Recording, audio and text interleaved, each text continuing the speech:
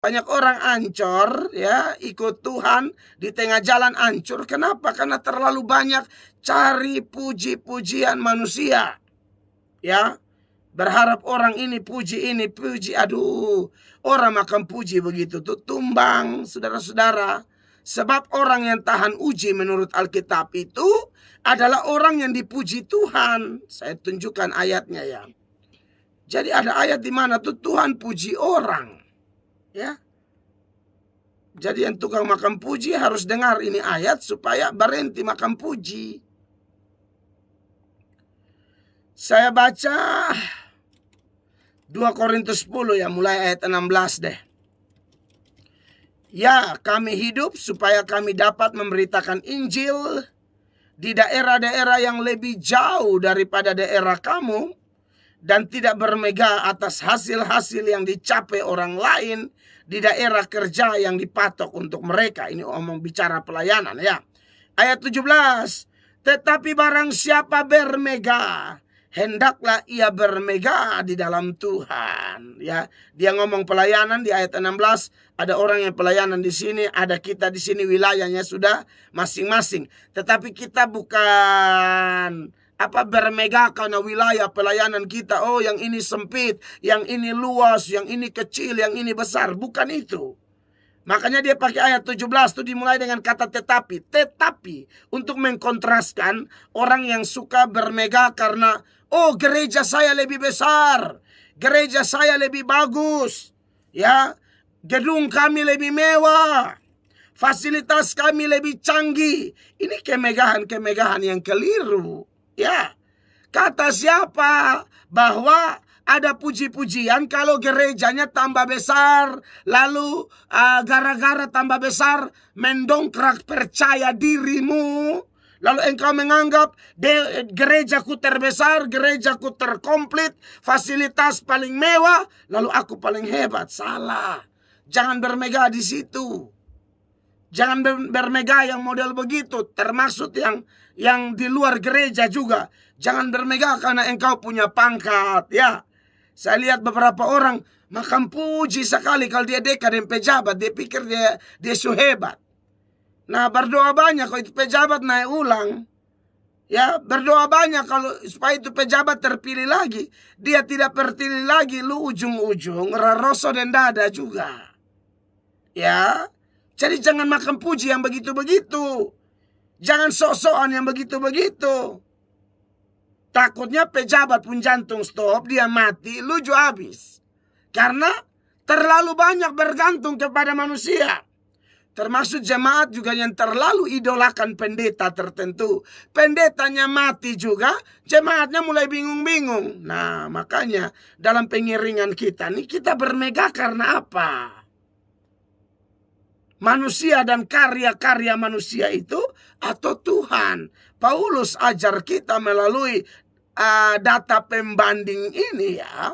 2 Korintus 10 ayat 17. Tetapi barang siapa bermegah, hendaklah ia bermegah di dalam Tuhan. Ayat 10. Sebab bukan orang yang memuji diri yang tahan uji, melainkan orang yang dipuji Tuhan. Saudara lihat di sini. Orang yang dipuji Tuhan itu yang tahan uji.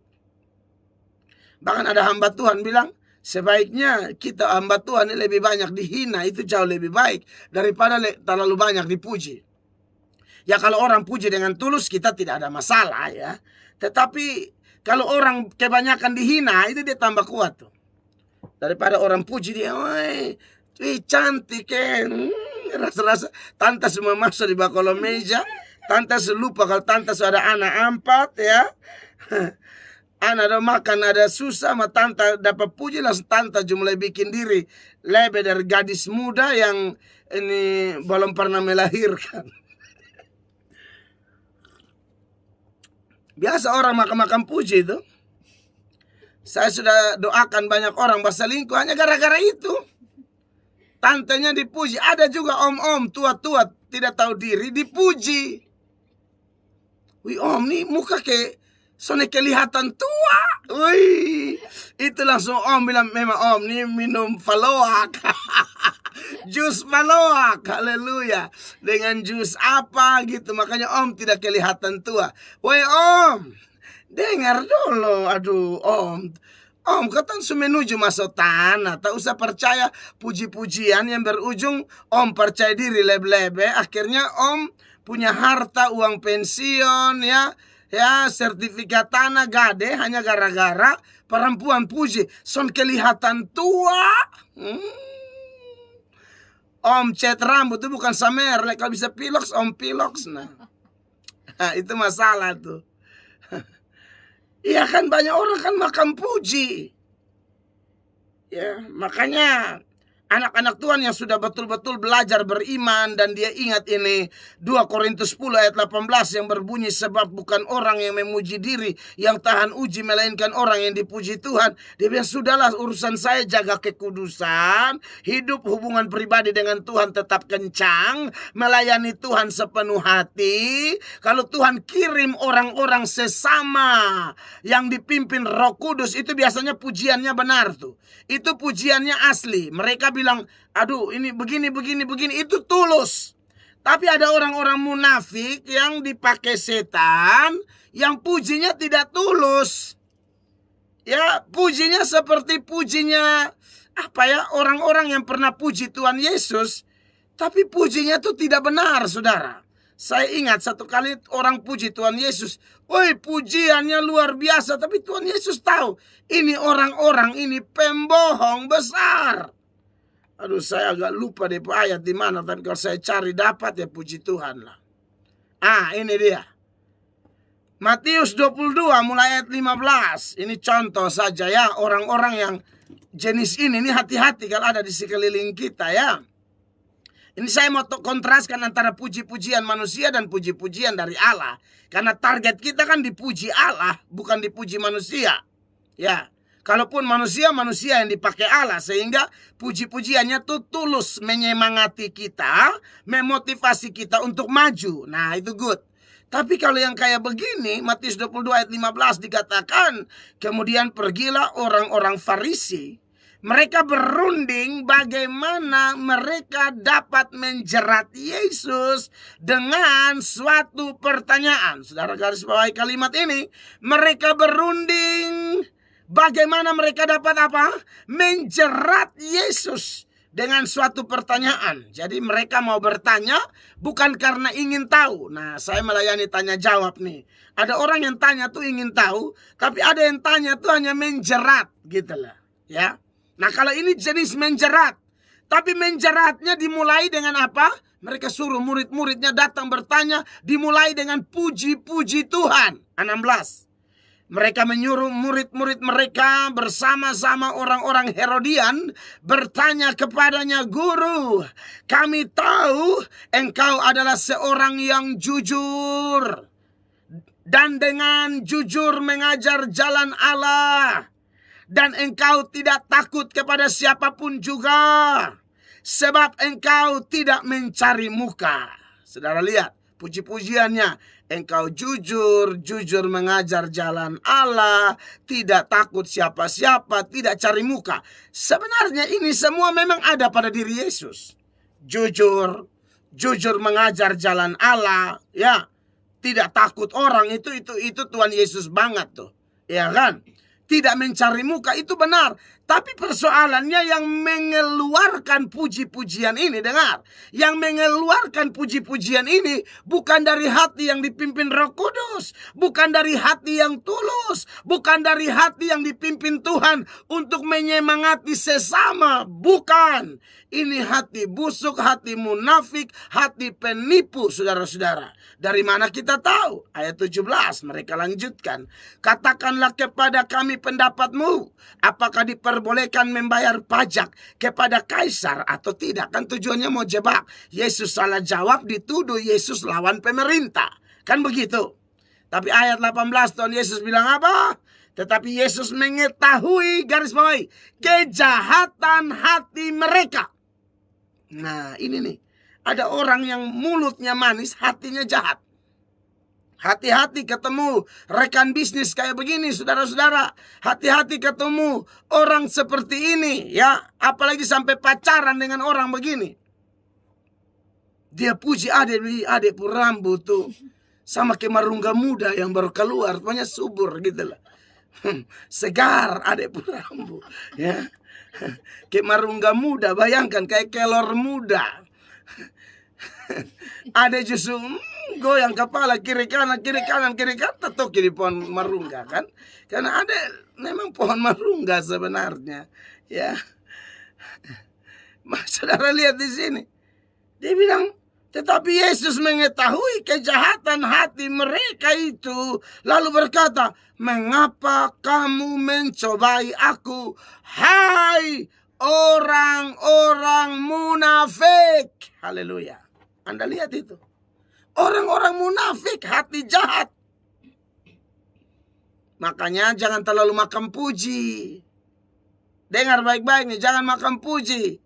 Saya pribadi memang sudah mendisiplinkan diri, ya. Lu mau puji apa, saya tidak peduli. Dan memang hari-hari ini saya lebih banyak kena maki.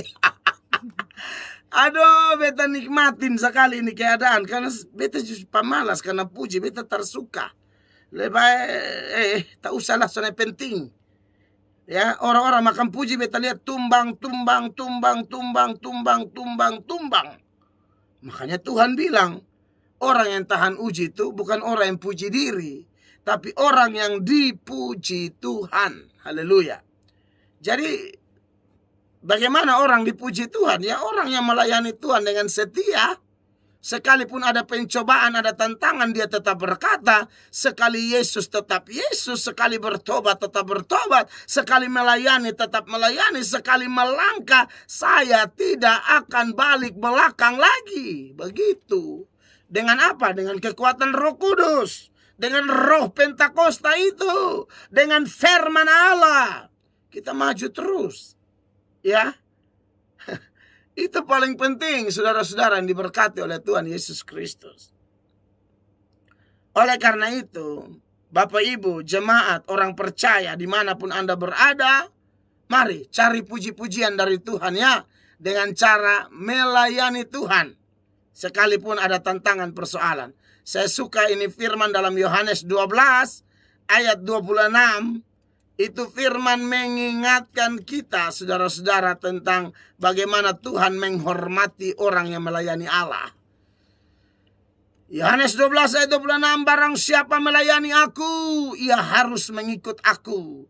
Dan di mana aku berada, di situ pun pelayanku akan berada. Barang siapa melayani aku, ia akan dihormati Bapa. Nah, ini gara-gara ini ayat, ini saya tidak peduli hormat manusia. Saya tidak penting.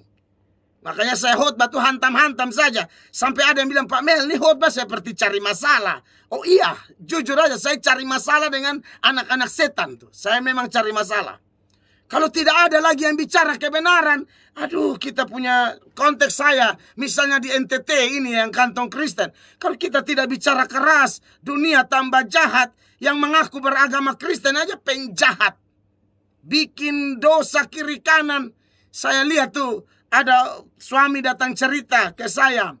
Istrinya sudah anggap ini bapak di kantor nih kayak orang tua gitu loh. Dianggap kayak orang tua. Lalu bapaknya karena suka kasih kerjaan, jalan dinas, bla bla. Ujung-ujung bapaknya minta tidur. Ya, minta selingkuh. Memang bapak hati binatang betul-betul bapak begini. Ya, pejabat, oknum pejabat. Tolong-tolong orang, ujung-ujung mau tidur dengan bini orang. Ini kan bukan manusia, hati manusia. Ini manusia, hati hewan. Hati binatang. Kan saya sudah bilang, hanya binatang saja. Yang lihat binatang lain punya pasangan, dia mau sapu semua. Itu manusia, hati binatang tuh. Lalu kalau mereka tampil, lalu pidato, omong Tuhan punya nama, itu saya rasa-rasa mau, aduh, ini kalau bila ada acara beta khotbah lu ada, beta injak lu betul-betul. Munafik, setan pakai, tapi lu ada barogo kiri kanan, ada mau rampas orang pembini, mau begini begitu, tolong orang tapi tidak tulus, ada udang di balik batu. Tapi kalau ngomong oh Yesus Kristus Tuhan, lu pikir Tuhan Yesus senang? Lu lihat ini ayat-ayat nih, orang puji-puji Tuhan, Tuhan bilang apa? Hatimu jahat, kamu ngomong Tuhan bohong. Lu jangan omong-omong Tuhan deh, ujung-ujung penjahat begitu. Nah, termasuk saya juga kalau ngomong begini saya hantam dengan pendeta sekaligus juga. Kenapa? Karena supaya jangan pikir saya ini oh pendeta sedang serang pemerintah. Oh tidak, saya bicara oknum-oknum kurang ajar yang dipakai setan, yang lagi masuk ke dalam pemerintahan, yang lagi masuk ke dalam gereja. Dan dua-dua kubu ini kan urus banyak orang. Gereja urus jemaat, pemerintah urus rakyat. Rakyat dan jemaat itu juga tidak bisa dipisahkan. Nah kalau diurus oleh setan-setan ini, ya rusaklah. Ya, saya tahu ini live di radio, nanti saya posting lagi di YouTube lagi, di Facebook juga nonton. Memang saya sengaja kok. Saya sengaja, lu mau kenapa? Beta sengaja. Beta juga tidak bisa bilang, oh saya tidak sengaja. Oh tidak, saya sengaja. Tidak sengaja apa? Sengaja, harus sengaja. Masa khotbah kok, oh saya tidak sengaja saya khotbah begitu. Tidak, saya sengaja. Supaya tahu bahwa memang saya sengaja. Ya, pasti banyak juga. Tadi malam saya ketemu orang lagi, mereka bilang, banyak nih yang ibarat apa sniper nih lagi tunggu Pak Mel jatuh aja. Mereka mau tembak Pak Mel nih. Pak Mel jatuh maka mereka akan senang. Beta bilang beta tahu itu. Beta tahu. Beta tahu. Ya, dan beta juga karena beta tahu ya beta kuat berdoa aja. Dan karena kuat berdoa itu Roh Kudus kasih keberanian beritakan Injil. Kalau saya tidak kuat berdoa, sudah banyak orang yang share-share lagi berharap kejatuhan kami, lalu saya juga tidak kuat dengan Tuhan, hancurlah, pasti hancur. Tapi saya tidak akan berhenti bicara keras. Akan tambah keras, tambah keras, tambah keras. Pokoknya istilah saya di Kupang tuh beta khotbah jangan ingat. Dan yakin kalau saya ingat itu Roh Kudus yang kasih ingat. Begitu ya. Jadi ingat, tak usah makan puji dengan dunia. Melayani Tuhan. Dia orang yang dikatakan barang siapa melayani aku, ia akan dihormati Bapa. Haleluya. Tidak peduli talenta kita beda-beda Bapak Ibu jemaat. Khusus yang mau mengasihi Allah ya. Khusus yang mau sadar diri Anda orang berdosa dan Anda mau datang kepada Yesus. Anda rasa aduh hidup ini singkat sekali. Kalau kita tidak pakai baik-baik kita mati suatu saat masuk neraka. Nah orang kalau begini mantap. Karena pertobatan sejati itu dimulai dari sudut pandang manusia. Itu dimulai dari kesadaran. Dia mulai merenung sudah umur berapa sekarang.